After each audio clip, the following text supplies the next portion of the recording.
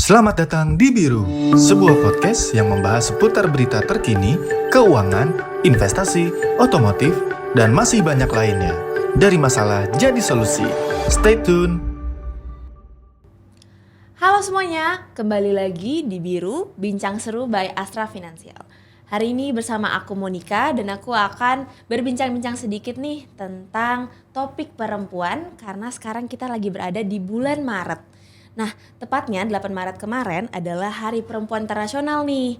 Jadi kita akan ngomongin soal peran perempuan masa kini menjadi perempuan bermakna. Sekarang aku udah bersama Ibu Rini Adi Astuti selaku Human Capital Learning and Culture Department Head Astra Finansial. Halo Bu Rini. Halo Mon. Dan sekarang juga aku kedatangan Ibu Tri Rahayu Andayani selaku EVP Human Capital and Facilities Management Asuransi Astra. Halo Ibu Yeni. Halo Mon. Jadi apa kabar nih Ibu Rini dan Ibu Yeni? Baik. Baik ya kabarnya, alhamdulillah.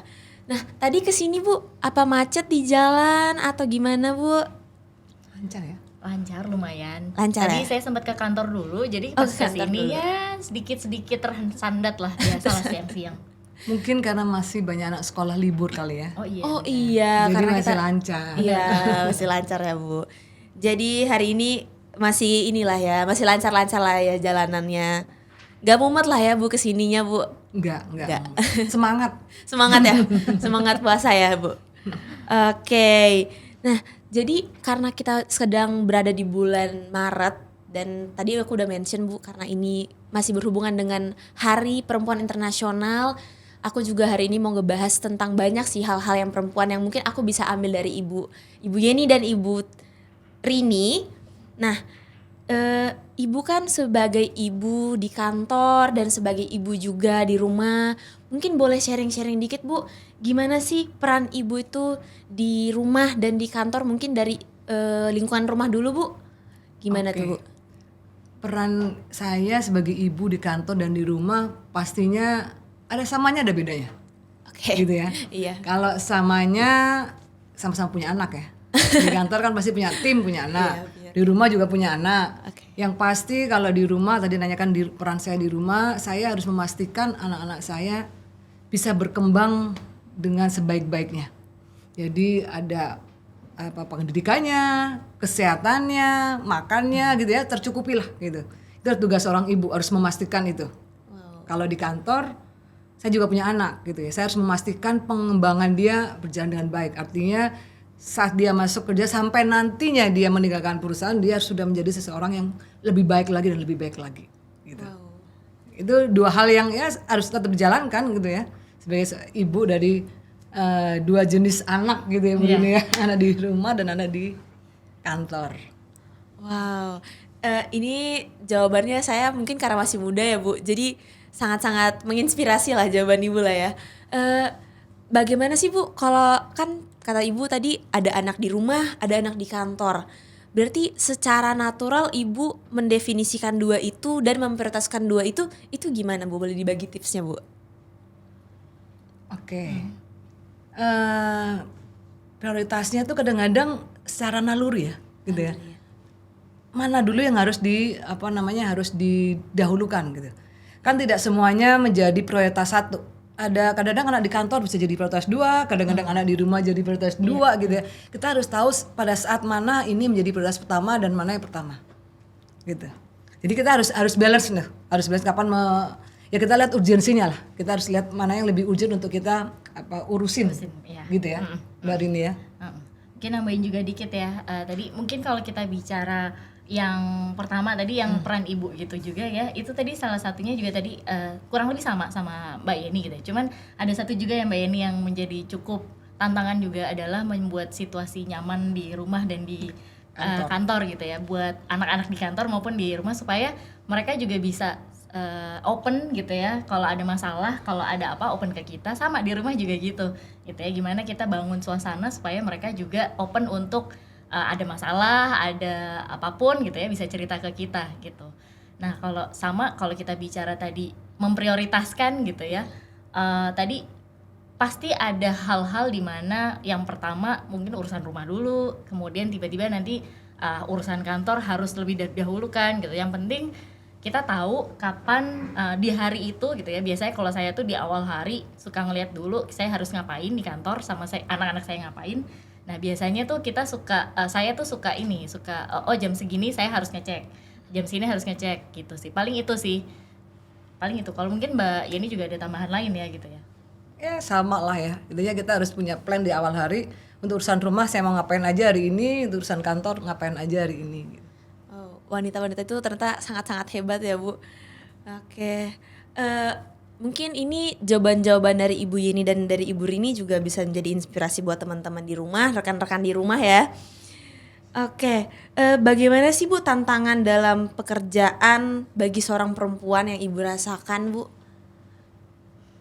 Oke, kalau sekarang ya lebih kompleksnya adalah semua dituntut lebih cepat gitu ya. Jadi satu tadi benar-benar pintar-pintarnya bagi waktu, bagi prioritas. Kemudian yang kedua juga adalah balancing antara tadi kalau pintar bagi waktu berarti pintar balancing ya gitu. Iya. Tapi jangan lupa juga mungkin buat yang teman-teman yang juga mungkin belum berkeluarga atau punya anak atau apapun, tetap balance juga antara kerja dan personal life gitu. Jadi balance, ada me time-nya, ada enggak, sama ibu-ibu juga harus butuh me time juga ya Bu Yeni ya. Butuh me time Ibu. Jadi sebagai perempuan, sebagai manusia lah, kita kan pasti punya time management yang baik ya Bu. Terus apalagi kita sebagai perempuan akan dituntut menjadi seorang ibu. Dan ternyata seorang ibu tuh harus lebih punya time management yang lebih baik lagi, mungkin lebih ekstrim lagi kali ya Bu. Nah, untuk mendapatkan time management yang ekstrim, kita harus memprioritaskan keluarga di rumah, di tempat kerja. Itu awal-awal ibu merasakan itu, apakah ada tantangan tersendiri atau ibu belajar dari ibu lain-lainnya atau gimana Bu? Boleh dijelasin? Yang pasti kita pernah atau belajar dari Astra ya. mengenai time management gitu kan ya. Ternyata time management yang diajarkan di kantor ini bisa berguna untuk kita di rumah ya, diri sendiri atau keluarga gitu ya. Satu, pasti kita harus set priority, itu pasti yang penting. Jadi apa pada 1, 2, dan 3. Itu yang penting. Dari mana kita menentukan mana yang 1, 2, dan 3? Itu dari urgensinya gitu. Dari situ baru kita tahu kita harus melakukan apa sekarang, kemudian kedua apa, ketiga apa gitu. Jadi untuk urusan keluarga pun saya kalau gitu ya, mungkin Mbak Rini juga melakukan itu tuh. Oh pertama saya harus ngurusin dalam sehari, itu kan kadang-kadang banyak urusannya. Anak saya sekolah dulu, atau les dulu, atau ngurusin belanjaan, atau ngurusin rumah sakit, atau ngurusin pendidikan masa depan. Itu kan kita harus urutin tuh. Sama kayak kita mengatur time management di kantor. Ya, kayaknya Asra banyak membantu saya dalam memberikan ilmu mengenai time management gitu ya. Asra berguna banget ya Bu buat kehidupan sehari-hari ya. Ya sama lah, sama kayak Mbak Yeni juga gitu ya. Time management gitu ya, tapi ini naluriah sih ya. Yes. Kalau misalkan nanti berkeluarga pun itu akan naluriah gitu. Ada hal-hal yang tiba-tiba dipikirkan, oh iya ini harus lebih dulu tentang anak atau tentang apapun. Kalau kita bicara mungkin kalau saya sandwich generation, kadang-kadang nggak cuman rumah dan kantor, tapi rumah yang sebelumnya gitu ya, artinya ibu gitu kan ya dipikirin, atau Rin ini gini gitu kan, atau harus gini gitu ya, bentar dulu ya pikirin. Kadang-kadang mungkin untungnya karena saya punya saudara gitu ya, kakak adik, kadang-kadang bisa diskusi gitu ya. Itu sih, jadi memang banyak hal yang harus dipikirkan, tapi mungkin ya nggak sempurna sih, pasti akan ada hal-hal yang kadang-kadang lupa, kadang-kadang oh iya jam segini harus gini. Nah nggak semuanya perfect ya, cuman ya pasti naluriah berjalan natural lah gitu, di-enjoyin aja. Baik. Jadi seiring berjalannya waktu, mungkin dulunya ibu sebelum menikah bisa time management diri sendiri dari kantor juga ya. Dari kantor menginspirasi kita untuk bisa time management dengan baik. Terus pas menikah ibu bisa menjadi seorang perempuan dan ibu yang baik di kantor dan di rumah ya Bu. Nah itu kan berarti sangat-sangat memberi apa ya, tips dan informasi mungkin bagi teman-teman juga yang belum menikah atau yang sudah menikah juga dan belum punya time management yang baik gitu Ibu. Kalau itu secara naluriah berarti tantangan-tantangan di awal tuh mungkin ada atau lancar-lancar aja nih Bu? Kalau saya biasakan setiap tadi seperti kata Mbak Rini katakan, awal hari membuat planning apa yang harus saya lakukan. hari ini, minggu ini, bulan ini dan sebagainya. Nanti akhir hari kita liatin berapa nih yang udah jalan nih. Oh ini belum beres nih. Oh besoknya ya. Itu emang mau nggak mau sepanjang hari kita melihat saya hari ini ada 10 plan, udah jalan berapa nih? 7, oh, masih ada 3 nih, bisa kekejar hari ini nggak gitu. Itu saya biasakan dari dulu sebelum saya masih belum menikah ya, saya biasakan membuat itu tuh. Itu mau nggak mau men-trigger kita untuk menyelesaikan apa yang harusnya kita selesaikan di hari itu, di minggu itu, di bulan itu, di tahun itu, gitu. Ini jawabannya bisa buat aku sih, buat keseharian aku sih. Oke Bu, bagaimana sih Bu sosok perempuan yang sering dikatakan sebagai menteri keuangan dalam keluarga? Nah, gimana juga pandangannya tentang peran perempuan untuk pengelolaan keuangan nih Bu? Kan biasanya tuh kalau misalnya di keluarga aku nih Bu, kayak oh mama itu adalah menteri keuangan Bank Indonesia lah istilahnya. Jadi kayak uang tuh dari mama, papa itu kalau minta uang sama papa mintanya ke mama. Kalau di ibu sendiri gimana tuh Bu? Apakah benar menteri keuangan ini ada di perempuan? Saya setuju. Setuju benar Mbak. Setuju ya. Karena secara nature itu biasanya perempuan itu lebih apa ya, kalau apa lebih bisa jagain uang. Mungkin ada unsur lebih pelit mungkin ya gitu. Lebih hemat, bukan Lebih hemat, hemat, lebih hemat. bukan pelit, salah. Lebih hemat gitu ya, lebih hemat, lebih bisa mengatur gitu. Karena kalau lelaki itu biasanya lebih boros biasanya gitu ya. Oke. Dalam berumah tangga itu kan budget terbatas. Berapapun besarnya pasti ada budgetnya gitu kan. Kalau kita nggak manage benar-benar itu bisa bablas tuh, bisa hilang. Bisa tuh, kemana-mana ya, Bu. Oke. Sehingga perempuan menjadi menteri keuangan saya setuju. Tetapi satu kunci utama menurut saya gitu, keterbukaan. Jadi misalkan nih suami gajinya 1.000, saya 500, kan 1.500 ya total ya. Kita harus sepakat ini mau buat apa nih gitu ya. Membuat ini apa nih, kita harus sepakat nih gitu ya. Dipadukan walaupun nanti jalannya agak melenceng-melenceng, tapi kita sepakat bahwa ini ada 1.500 ya, nanti buat ini 100, buat ini 200, 300. Itu di situ. Biasanya nggak tahu ya, biasanya sih ya. Biasanya. Laki lebih gampang, lebih suka beli ini itu gitu ya. Ya. Itu tugas kita sebagai menteri keuangan, kita mencoba apa ngerem budgetnya gitu ya. Kan cuma 1.500, nggak bisa lebih nih gitu. Gitu sih. Ya, setuju juga sama Mbak Yeni gitu ya. Sebetulnya mungkin karena posisinya adalah kalau kayak uang belanja, uang pengeluaran bayar listrik, bayar ini yang ngurusin kebanyakan ya mostly ibu-ibu gitu ya. Jadi pada saat ada budget uang, pengeluaran menjadi menteri keuangan itu adalah urusan perempuan karena dia yang tahu tuh semua perintilannya. Kadang-kadang ya tergantung orang juga ya Mbak ya. Iya. Ada yang mungkin kalau laki-laki males ribet gitu ya, males perintilan. Pokoknya dia investor utama. Tak gelontor gitu ya. Tapi nanti silakan kamu yang lola ya. Nah, itu kadang-kadang ada yang gitu. Jadi memang kalau saya pribadi pengalamannya adalah memang sama kayak Mbak ini gitu.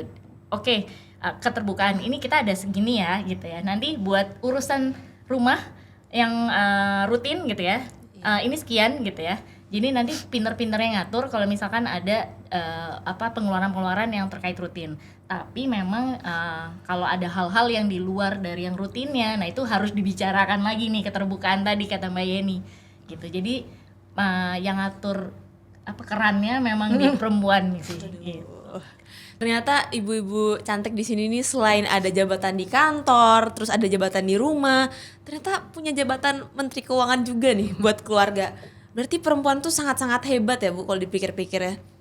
Maksudnya banyak perannya, banyak tanggung jawabnya, terus juga bener-bener semua itu dilakukan secara naluriah dan ternyata nggak ada teori pastinya sih Bu ya, bener ya?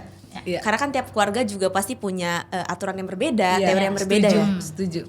Bener banget itu Bu, dan itu mungkin bisa jadi pesan-pesan juga kali ya buat teman-teman di rumah, buat rekan-rekan di rumah ya. Oke Bu, setelah itu aku mau nanya nih Bu, sebagai perempuan yang berkarir, bagaimana cara ibu memposisikan diri dalam pengelolaan keuangan? Nah misalnya perbedaan mengatur keuangan di rumah dan mengatur keuangan atau budget di pekerjaan.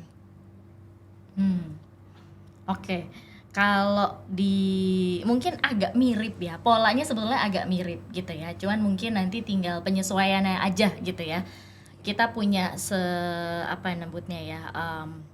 kita punya sedana gitu ya budgetnya. Kemudian kalau di rumah adalah kita mengatur untuk rutin gitu ya, rutinnya pengeluaran seperti apa dan lain-lain. Sama di pekerjaan pun sebetulnya pada saat kita mengelola itu kita punya budget, kita juga harus memperhitungkan mana yang memang harus keluar rutin, mana yang pengeluaran-pengeluaran yang mungkin tidak terduga gitu ya. Dan itu yang mungkin kita harus lebih kencingin, terutama karena pertanggungjawaban kita pada saat kalau kita di karir itu lebih berat lagi gitu ya, di pekerjaan di kantor, karena semua uangnya yang dikeluarkan itu dipertanggungjawabkan bahkan sampai diaudit dan segala macam ya. Kalau di rumah juga diaudit, tapi diauditnya mungkin kan sama bersama ya gitu. Tapi ini pertanggungjawabannya lebih berat, jadi memang lebih ketat lagi gitu ya, karena memang harus mengatur kita planning. Makanya di awal kalau misalkan biasa ya Mbak Yani ya, kalau di Astra itu terbiasa juga dengan planning cycle dan segala macam lainnya, termasuk memplanningkan budget, benar-benar harus diliatin gitu ya. Bahkan kalau lebih pun ditanyain gitu ya, kenapa bisa lebih, berarti planningnya jelek gitu kan ya. Kalau di keluarga mungkin pertanggungjawabannya nggak segitu beratnya, oh lebih alhamdulillah gitu kan ya. Tapi kalau di karir lebih karena gini, kita harus berbagi juga. Budget itu dari satu company tidak hanya buat kita, tapi juga bisa diputar ke function lain. Nah itu mungkin kita harus berpikir secara lebih luasnya itu ya. Jadi memang harus kita sebijak mungkin pada saat planning, sehingga pada saat kita menggunakannya harus optimal gitu. Itu sih mungkin kalau dari Mbak Yani mungkin pandangannya juga lebih banyak lagi mungkin wisdomnya. Ya mirip juga, cuma mungkin bedanya kalau tadi katakan ini benar juga, kalau budget di kantor itu kan bukan uang kita ya. Tapi kalau di rumah kan uang kita gitu ya, jadi ada unsurnya kita, jadi mungkin ada unsur ownership ada di kita, jadi agak-agak melenceng, ya udahlah asal dua belah pihak setuju gitu ya. Tapi kalau uang kantor kan tuh uang yang harus kita pertanggungjawabkan, yang biasa kami lakukan atau saya lakukan di kantor. Kalau kita punya project yang besar, which is itu di luar budget tahunan company, kita harus tarik berapa tahun. Let's say saya punya budget 2.000, saya punya project 5.000, saya harus mikir, oh berarti ini bisa 3 tahun, apa yang harus saya lakukan duluan? Oh tahap 1 lakukan ini dulu ya 2.000, tahun kedua 2.000, tahun ketiga 1.000. Itu bagiannya kita harus planning jangka panjang juga gitu, supaya project pekerjaan kita juga jalan dengan budget yang cukup dari company juga gitu. Jadi harus tahu, kita harus betul-betul ini buat planning, oh ini tahun ini bagian, kalau buat rumah ya, tahun pertama pintunya dulu, tahun kedua jendelanya, tahun ketiga apanya, tahun ketiga udah jadi gitu. Jadi kita harus pintar budgetin di situ, planningin dari depan. Berarti yang bisa aku simpulin mungkin kalau di kantor itu lebih ketat, lebih stick to the aturannya. Terus kita lebih lebih punya tanggung jawab yang lebih besar lah. Sedangkan kalau di rumah lebih fleksibel kan ya berarti. Kalau lebih berarti bisa didiskusiin, kalau kurang juga bisa didiskusiin ya Bu. Nah tapi kalau misalnya di rumah nih Bu, karena kan di rumah kan gak ada aturan yang terlalu pasti ya kayak di kantor ya.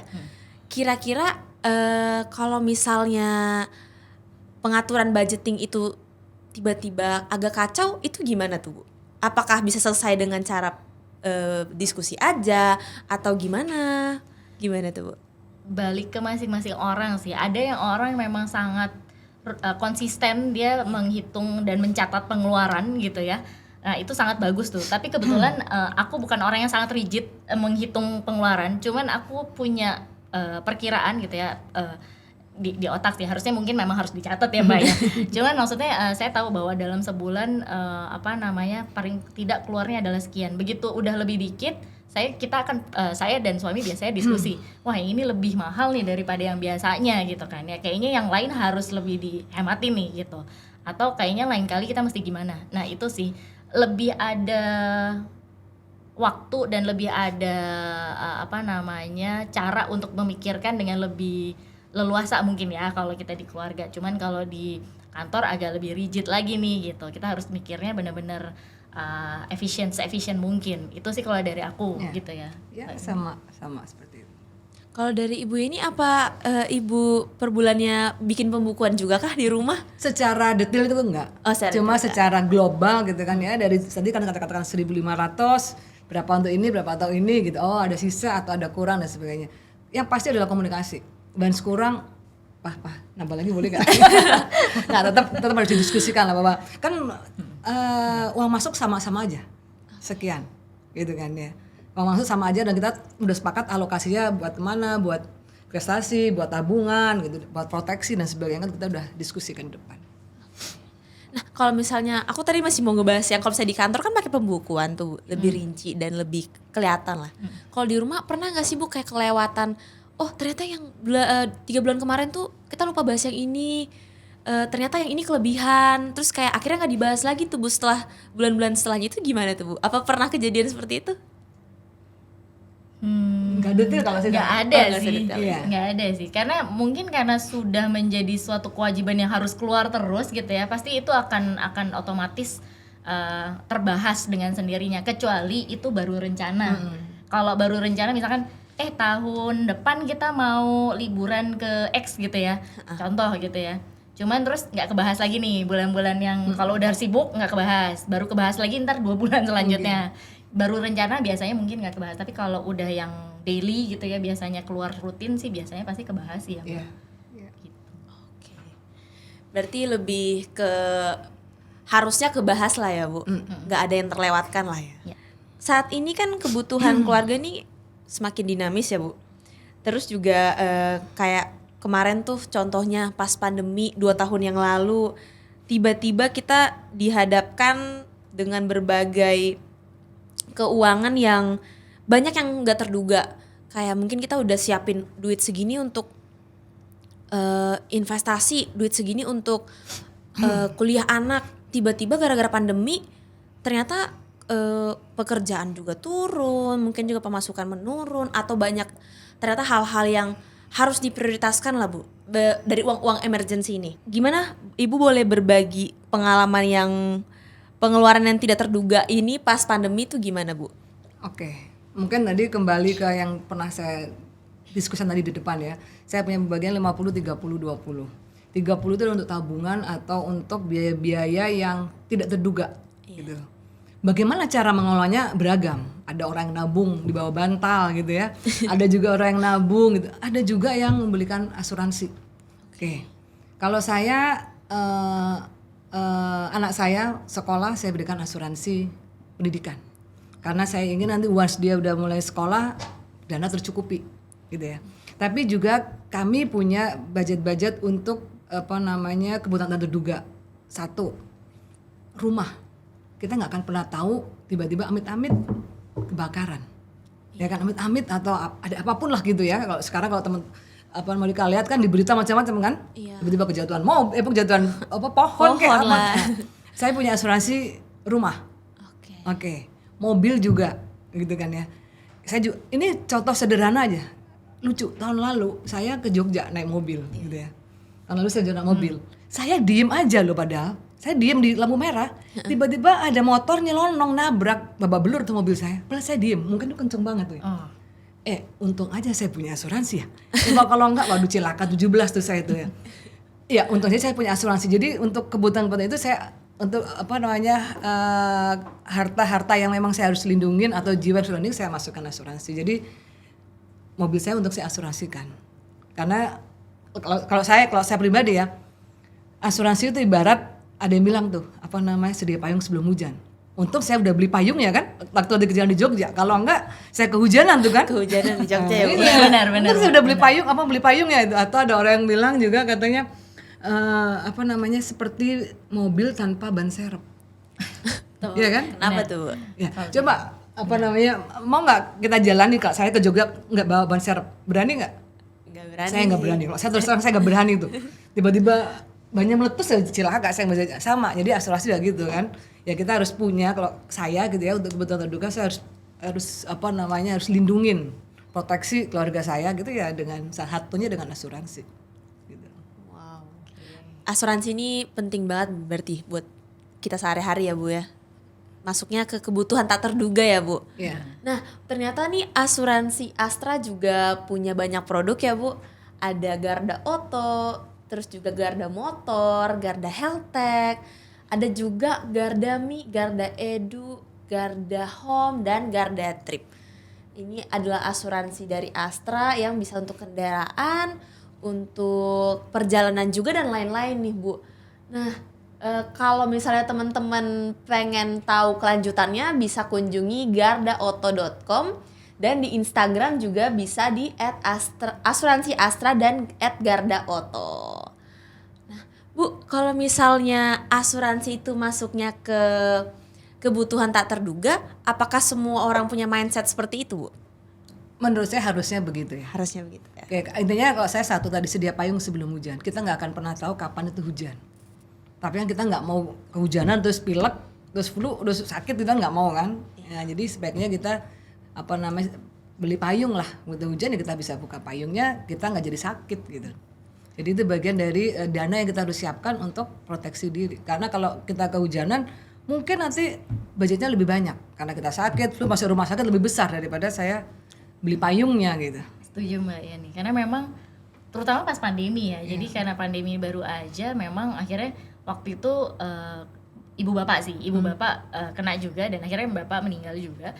Asuransi ini menjadi salah satu yang juga istilahnya seperti menyelamatkan lah ya gitu ya. Bapak punya asuransi, ibu juga punya asuransi gitu ya. Pada saat itu mengurus asuransi pada saat itu menjadi kita agak lebih lega sih, terus terang gitu ya pada saat itu, karena pengeluaran yang memang contoh biaya rumah sakit tadi ya, kemudian biaya pemakaman dan lain-lainnya itu kan ditanggung oleh asuransi itu juga gitu.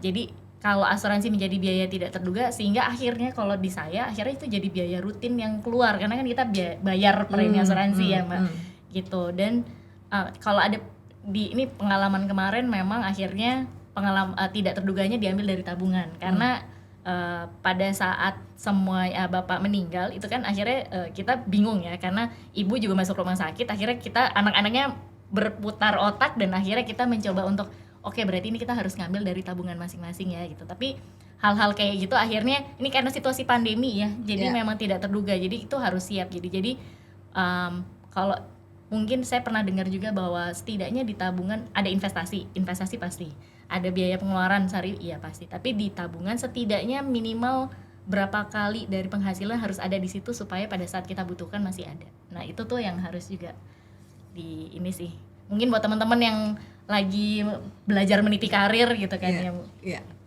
Berarti singkatnya semua orang harusnya punya mindset inilah ya Bu ya. Iya. Masuk ke pengeluaran tak terduga, asuransi ini penting teman-teman. Nah kalau teman-teman semua di rumah pengen belajar lebih juga tentang asuransi Astra, tadi yang kayak udah aku sebutin, asuransi Astra punya banyak produk ya. Nah kalian bisa banget nih kunjungin langsung di website mereka atau di Instagram mereka nih teman-teman.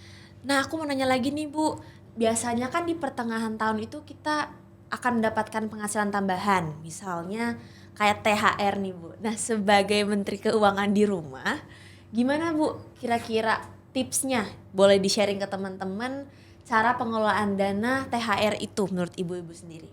Apakah buat liburan, ditabung, atau seperti apa kira-kira Bu? Gimana nih Bu? Apalagi kan menteri-menteri keuangan nih Bu. Oke. Mungkin kalau saya sedikit sih, kalau THR ya, biasanya THR itu kalau tadi kan sebagai ibu-ibu gitu ya, untuk memastikan kemaslahatan kesejahteraan di rumah tuh kita punya support system. Nah support system itu biasanya kalau kita bicara THR, berarti kalau saya begitu saya terima THR, yang saya pikirkan pertama kali adalah men-THR-kan orang. Artinya ini adalah hak THR juga buat support system saya gitu. Jadi pasti yang saya pikirkan adalah bukan THR ini untuk dihabiskan untuk yang apanya, tapi justru bagaimana THR saya ini bisa bermanfaat buat orang lain juga gitu, dengan bentuk THR juga buat support system saya. Itu sih kalau pertama kali yang saya pikirkan. Baru nanti setelah THR orang-orang yang menjadi support system saya itu sudah dapat THR-nya, baru akhirnya saya pikirkan oke, ini ada lebihan, kita bisa buat apa ya gitu. Bisa beli sesuatu kah gitu, buat anak-anak kah gitu. Itu sih kalau saya. Ya mungkin mirip aja. Jadi intinya pada saat kita dapat THR, kita harus list nih kebutuhannya apa aja. Jangan sampai THR 1.000 kebutuhannya 5.000 gitu kan ya. Kita harus list, kemudian apa yang kita harus beli, kita belikan sesuai dengan kemampuan gitu ya.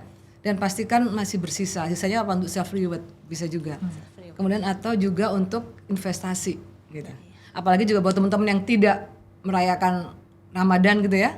Pasti listnya kan tipis sedikit gitu ya. Nah, jadi sebaiknya digunakan untuk investasi, proteksi atau self reward, apapun itulah gitu. Jangan langsung habis di bulan itu juga gitu kan. Berarti kurang bijak gitu mengelola THR.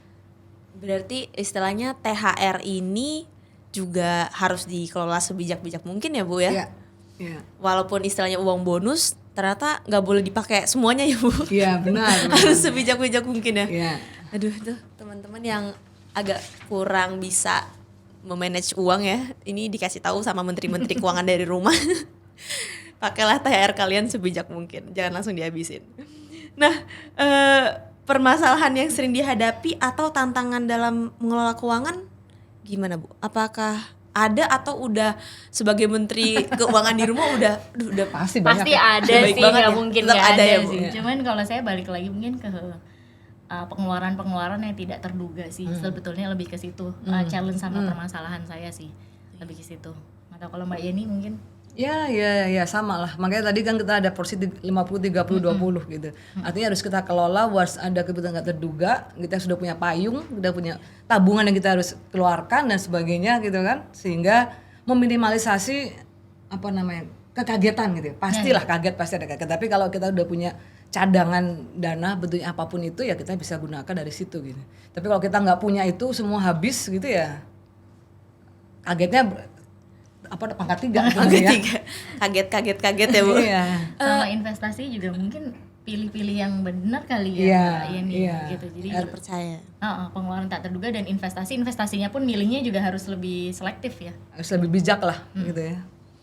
Oke, kalau misalnya tadi kan kita bahasnya soal tantangan apa yang pernah dihadapi ya Bu.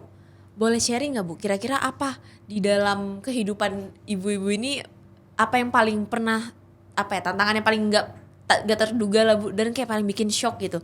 Dan untungnya ibu udah menyiapkan dan nggak terduga ini Bu. Oke. Kalau saya tadi yang di Jogja tadi, Oh, yang di Jogja tadi itu ya? juga kalau saya nggak bawa payung mah saya pasti kehujanan. Gitu kan. Kedua, mungkin mirip sama Rini itu pada saat orang tua saya meninggal dunia ya. Pada saat orang tua saya meninggal dunia dan beliau masih punya anak-anak yang sekolah gitu ya. Akhirnya karena ayah saya dari muda dulu ikut asuransi gitu ya. Akhirnya begitu beliau meninggal dunia ada dana yang dicairkan yang bisa digunakan untuk melanjutkan pendidikan anak-anak beliau gitu. Jadi kami berenam ya. Sampai sekarang masih bisa hidup gitu ya saat itu ya gitu ya. Gitu. Kira-kira itu menurut saya kalau saya pribadi itu pengalaman yang yang cukup tidak terduga gitu, nggak terduga gitu ya. Satu lagi ada tapi bukan saya sih yang ngalamin suami saya. Sama juga mobil lagi tuh. Aduh. Itu sama juga tuh itu kalau itu saat ya, itu kondisinya juga dia dalam kondisi biasa satu jalur. Iya. Tapi ada mobil melawan arus gitu. Oh alah. Udah orang melawan arus kan dia mungkin mau buru-buru lewat, udah habis juga tuh mobil tuh. Maksudnya bagian depan habis. Untung yang kalau saya ceritakan untung suami saya nggak apa-apa gitu ya. Iya, Nggak apa-apa benar, gitu nggak ya udah. Tapi akhirnya ya lagi-lagi karena saya punya payung gitu ya, punya asuransi mobil atau ini ya tidak terduga menjadi tenang gitu. Maksudnya saya nggak jadi bingung gitu kan. Kalau nggak kan saya pasti waduh gimana nih. Tapi itu ya sudahlah gitu ya. Ya namanya juga musibah akhirnya gitu kan. Ya untung saya punya asuransi ya sudahlah saya urusin. Memang ruginya 2 minggu nggak bisa pakai mobil gitu kan masuk bengkel tapi ya sudahlah gitu kan. Untungnya punya asuransi mobil ya Bu. Yes. Intinya kita punya payung lah sebelum hujan. Jadi sedia payung untuk apapun lah. Apapun ya. Mobil, rumah, apapun itulah, kesehatan apapun. Supaya kita menghindari hal-hal nggak terduga dalam hidup kita gitu. Yang kita bisa manage. Luar biasa, baik. Nah, gimana Bu nih pentingnya proteksi bagi keluarga? Pertimbangan apa aja sih yang perlu diperhatikan saat kita ingin membeli asuransi Bu? Oke. Boleh dikasih tips-tipsnya? Ya, buat teman-teman ya kalau beli asuransi itu kan bukan beli barang yang langsung ada bentuknya. Iya. Tetapi kita beli sesuatu yang kita alamin atau kita rasakan nanti kalau ada kejadian. Ya kan? Sehingga kita harus yakin dulu sama perusahaannya apakah nanti pas kejadian dia bayar apa enggak nih klaimnya. Gitu kan? Jadi yang pasti pertama adalah cari perusahaan yang punya kredibilitas bagus. Karena itu akan memberikan kita kenyamanan, ketenangan. Once saya ada kejadian itu akan dibayar. Gitu ya, akan diganti sesuai dengan yang dipolis tentunya ya. Yang kedua, klaimnya mudah, nggak berbelit-belit gitu kan ya. Ya artinya mudah ya sesuai dengan yang ada dipolis gitu ya. Yang ketiga juga dia bisa dihubungin 24 jam. Kan kita nggak tahu kejadian itu bisa pagi, siang, malam, ya berapapun gitu kan. Kalau dia bisa dihubungin kan membuat kita tenang gitu. Kalau saya sih itu. Jadi itu hal-hal yang apa sih yang ditawarkan oleh perusahaan itu yang bisa membuat saya lebih tenang? Ada jasa-jasa apa, servis apa lagi nih? Oh kalau saya punya mobil, tiba-tiba mogok tengah jalan, ada yang bantuin nggak ya? Oh ada yang bantuin derek nih. Gitu. Oh 24 jam kalau saya bisa ada apa-apa saya bisa call gitu ya. Itu menurut saya tuh, karena kan kita beli asuransi itu kita tidak pakai saat kita beli.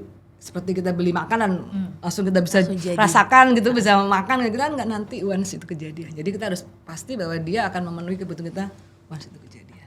Mbak, tapi agak penasaran Mbak, kalau misalkan sama-sama asuransi, misalkan asuransi jiwa gitu ya, asuransi jiwa kita tahu sama-sama reputable gitu ya, misalkan AB sama-sama reputable, cara milihnya gitu yang supaya kita lebih firm tuh gimana ya Mbak? Kadang-kadang tuh saya suka bingung soalnya, oh ini ada insurance A, ada insurance B gitu kan ya, sebetulnya ditawarkan kurang lebih sama-sama reputable gitu, tapi milihnya itu kadang-kadang tuh suka bingung mau yang si A apa si B gitu. Oke. Yang pertama tadi kan, satu, reputasinya seperti apa.